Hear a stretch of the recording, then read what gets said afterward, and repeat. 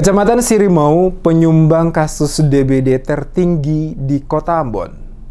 Kecamatan Sirimau menjadi penyumbang tertinggi kasus demam berdarah dengue atau DBD tertinggi di Kota Ambon dibanding 8 kecamatan lainnya. Kepala Dinas Kesehatan Kota Wendy Polupesi menyebutkan, periode Januari sampai Juni 2021, jumlah kasus DBD di Ambon terkonfirmasi sebanyak 90 kasus dibandingkan periode yang sama pada tahun 2020 yang hanya 41 kasus. Dari 90 kasus DBD, 2 terkonfirmasi meninggal dunia. Beberapa kawasan di Kecamatan Sirimau yang saat ini teridentifikasi rawan DBD, yakni kawasan Da Silva Soya Kecil di Kelurahan Rijali, kawasan Karangpanjang, Kayu Putih, dan untuk Kecamatan Baguala teridentifikasi di Desa Halong. Untuk pemberantasan sarang nyamuk DBD di daerah-daerah tersebut, Dinkes Kota Ambon telah melakukan fogging atau pengasapan untuk mengurangi resiko terjadinya kasus DBD tersebut.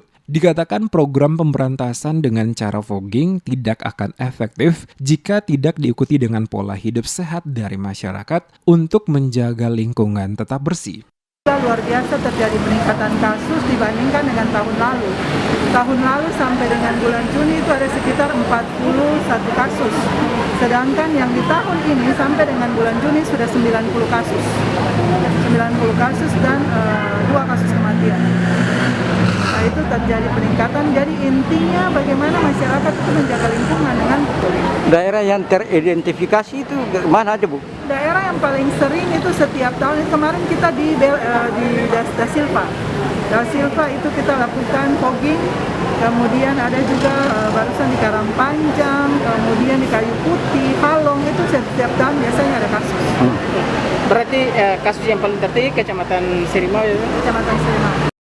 Untuk mengurangi resiko penyebaran penyakit DBD di Kota Ambon, apalagi saat ini telah memasuki musim penghujan, Polupesi mengingatkan warga Kota Ambon untuk selalu menjaga kebersihan lingkungan dengan tidak membuang sampah di sembarang tempat karena berpotensi menjadi tempat bersarangnya nyamuk. Ditambahkan, benda-benda seperti kaleng, gelas bekas minuman maupun media lain yang berisi air supaya dikubur, termasuk menguras bak mandi, tempat air minum, pot bunga, dan lainnya agar diganti dengan yang bersih untuk memutus mata rantai penyebaran penyakit DBD.